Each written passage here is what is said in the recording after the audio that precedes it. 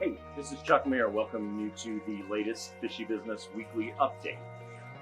We've got a lot of really cool things that have come in this week, and changing the format just a little bit with the video, I want to start spotlighting certain products that we have that you may either miss or not know a lot about, but just week to week try to tell you about some things that are sitting on the shelf you may not be aware of, the specific things that they do. I'm also going to start having a couple more videos shown during the week that are just little blurbs and excerpts from just what a day is like working in an aquarium store in an aquatic environment. In this way, we kind of hope that we'll be able to introduce you to some of the other people that work here. And if you already know them, you'll get to kind of see what they're doing constantly in here while we're having our normal week at Fishy Business. So to start with, I'd like to invite you to come over here. This is something that you might miss. This is a product that we keep in stock. It's called triphytogen. It is a sea chem product, and it is phytoplankton that is in a bottle. Phytoplankton is the basis of every single living thing in the ocean. Everything eats phytoplankton in some way or another, whether it's fed to something else that's fed to something else that the fish consumes, or whether it feeds rotifers and small tigger pods that your actual mandarin dragonets eat. Mandarins, dragonets, some of your smaller gobies, blennies, some small invertebrates and stuff that feed primarily on any type of small rotifer or anything like that has to get fed on this. And if you want to promote the growth of those things like tigger pods and copepods and things like that in your tank, triphytogen is the best way to do that. It is the very basis of the Reef lemonade that we make that has all the little critters in it that you guys buy and feed your reefs. This is a fantastic way to feed those animals once they're established in your tank. So if you haven't noticed it, mainly because it's not right out there and in your face, triphytogen is a fantastic product, and I would strongly recommend if you have any kind of saltwater tank, reef tank, anything that needs to consume something to be consumed. So triphytogen might be the way to go. Now, I want you to see this. New cobalt tank that came in with novice light that we talked about last week with aqua roche rock. This is a beautiful, beautiful little mini reef setup. It's fantastically put together by Guy. And we have expanded aqua roche in here, which you can see some of the shapes and designs. This is a French company that makes a ceramic, basically live rock that's dormant, that promotes the building of the reef. This is another way we've I guess in the last couple of weeks, we've put a lot of emphasis on Carib Sea and their rock, but we haven't put as much emphasis on other things too. And this is one I want you to see. This takes the guesswork out of putting stuff together. If maybe you're not as artistically inclined, Aqua Roche has already done the work for you by designing things that just need to be put into place. This is a fantastic display that Scott and Michael have done. It looks like it would fit perfectly in a 180, or you could break it into pieces. It comes apart really easy. Great stackability. You can do lots of different things with it, but as far as providing the perfect skeletal outline for a reef aquarium, or really a saltwater aquarium if you just want a cool design, Aqua Roche, come check it out here at Fishy Business. Walking through the tanks, I want to show you what Gracie did a couple of days ago. This is the Angelfish aquarium, and you've seen this in the last couple of weeks just because we've been showing off the angels. But Gracie really took her time and did what I think is a fantastic design in the Angelfish aquarium. So if you come in this weekend or you're shopping for angels, A, we've got the angels, and B, stop and take a look at the tank. Really cool. It can give you some fantastic ideas for yourself on doing your own angelfish tank or freshwater live planted tank. Now, let's go look at some fish that came in this week. First, I want to start with freshwater fish and African cichlids. And we're going to actually bounce around a little bit because of the color of the Africans that came in this week.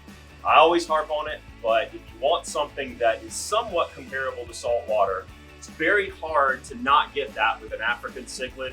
or a discus. Basically, cichlids in general typically will give you some of the most striking colors you'll see in fresh water. Right here, if you check out these baby African cichlids came in this week. These are peacocks, and look at the amount of color they have on such a young fish. The price is still the same as they are every week, but the color is not. The color is fantastic. So if you are starting an African cichlid tank, if you're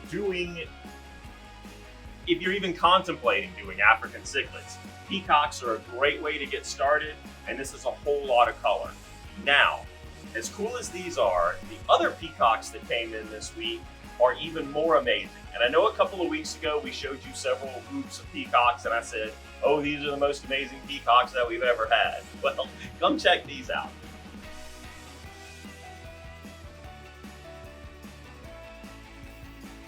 These are the most amazing peacocks we've ever had. I don't know how Kevin does it, or I don't know how he does it, but this assortment of peacocks is about as much color as I've ever seen in a freshwater tank that wasn't full of discus. Incredible blues, incredible oranges, and the video is only going to get it so close, but color-wise and quantity-wise, there are a lot of super fantastic looking fish in this tank. Nobody has seen them yet because we just put them out last night. So first come, first serve, but these are some fantastic Africans. So now, getting back to the normal freshwater, if you'll come with me. Really nice bala sharks came in this week. Right here, we've got a great school. If you've ever wanted to have bala sharks in just about any size aquarium, this is a good size to start out with. Of course, they're gonna get a little bit larger, but they're great schooling, they're not that aggressive, and they're at a great size because what you're looking at is them in a 30-gallon tank right now. Great schooling fish, great to add a little something different to the freshwater tank. If you have things like tiger barbs, if you have things like larger grommies or geophagus, or really any kind of barbs, anything that's a little bit of a fin nipper, those guys will go great with it. Now, coming down this way, we got really beautiful blood parrots this week. And down here, check out this guy. Clown knife. See if I can get him to come out a little bit. Coax him a little bit. Really pretty clown knife. There is a Polypterus senegalis somewhere in here. There he is. Very cool dinosaur fish. And right back here.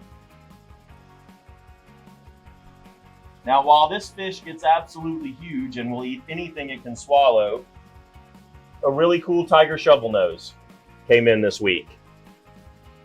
Variegated spots. It's a very, very cool looking fish. Really nice red Texas cichlid. If you've got a cichlid tank, South American cichlid tank, these are fantastic. Pearl Leary grommies that came in this week look really, really fantastic, as do the albino bristlenose, which are some of the best algae eating plecos that you can get. Lots of plants are still in right around here. Kevin's done a whole new plant display. So we've got a couple Lowigia, we've got Hygrophilia. So, okay, coming this way, we also got something for all you Cory lovers. It's one of my favorite Corydoras, the Sturbii Cory. This is a fantastic little Cory.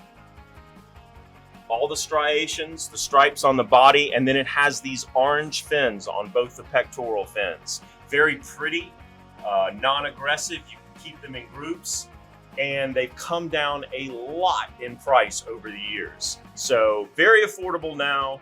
Beautiful Cory, one of the prettiest I think you can put in a tank. And that kind of wraps up where we are with freshwater. Obviously, there's a lot more that I didn't show you, but I want to take you to saltwater now.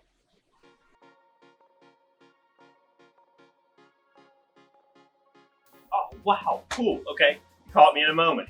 Obviously, these weren't out yesterday, so purple firefish. Boom.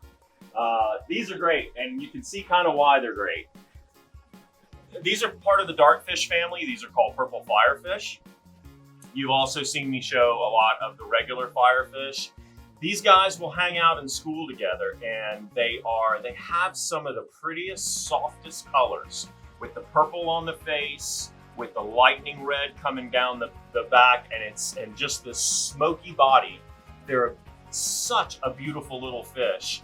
Very complacent, very compatible with peaceful fish. They do not typically fight amongst themselves. And with saltwater being a particular hobby where it's hard to get, unless you have a very large tank, getting groups of fish to school in a tank, this is one of those fish that stays small enough to where you can easily put them with other fish and keep, a group of them in a schooling type format. I have another fish that came in that I always like to harp on from a standpoint of grouping and how it looks. And look how cool they look, the pajama cardinals. This is a fish that individually wouldn't look near as cool as it looks when you see 10 or 12 of them together. They're very compatible with one another. They're very easy to keep. They're very inexpensive. So for the price of a nice angelfish, you could have 12 cardinal fish. And in that group, as a group, they actually make a more beautiful fish, and that rivals even some of the more other beautiful fish. So as you could also see in that shot, a copper band came in, a really great sized fox face. One of my top 5 as far as easy fish to keep. Right down here, you'll see yet again 3 weeks in a row, the regal blue tangs came in. They came in at a great price. They came in at a perfect size. Regal blue tangs are very prone to ick and very prone to parasites. It's one reason we don't typically start people off with that being their first fish. However, when you get fish small and they haven't been in the wild so long, they haven't really adjusted to a life that they're being pulled out of. These regal blue tangs, at the size that they are less prone to disease and things like that because we can get them established at a younger age, where I think they're actually at their hardiest. And then as they grow in your tank, that's when they truly become a very hardy fish and can be very, very long-lived. I have one in service right now that's 18 years old. And it was because he was purchased at a small, well, it may not be because of that, but he was purchased as a small fish and has grown up. So this is a great time to get them. Also from the affordability. A large blue tank can run upwards of $150. And small like this, you can easily get one at a good price. Also, the Korean Angels came in, the little engineer gobies also came in, sailfin tangs. Beautiful leopard wrasses are in this week. We got 3 of these, I believe, in varying colors. This is one of the prettiest fish. Buries itself in the sand, kind of hunts. This is a black leopard wrasse right here.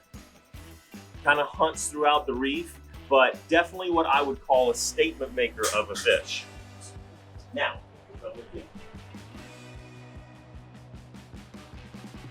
lots of invertebrate this week. Arrow crabs are back in stock.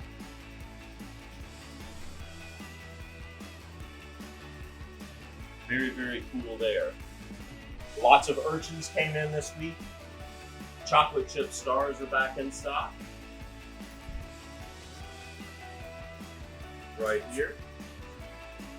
As well as several mandarin dragonettes. That's always something we run out of. And something that we're very proud to have, these black widow rose bubble tip anemones.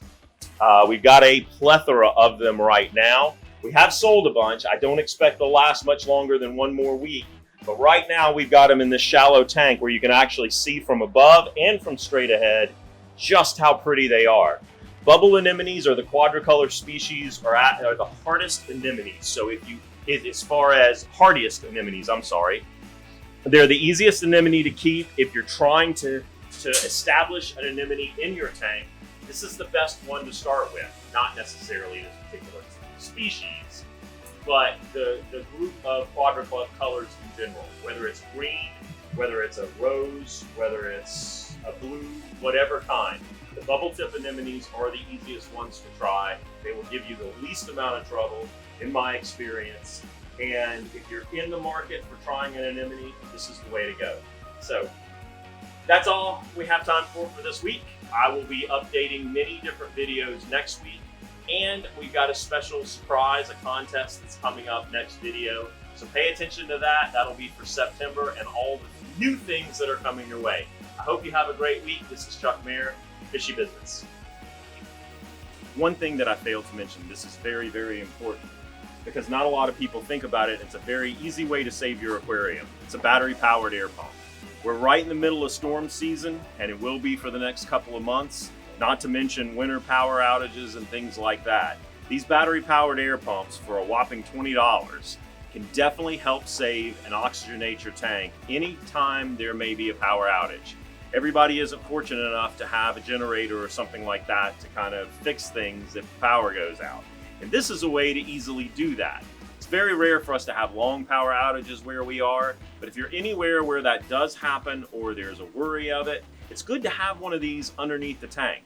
We are fairly stocked with them right now. We even have some that work on a USB, but for the most part, they're battery powered. They'll pop on when the power goes off.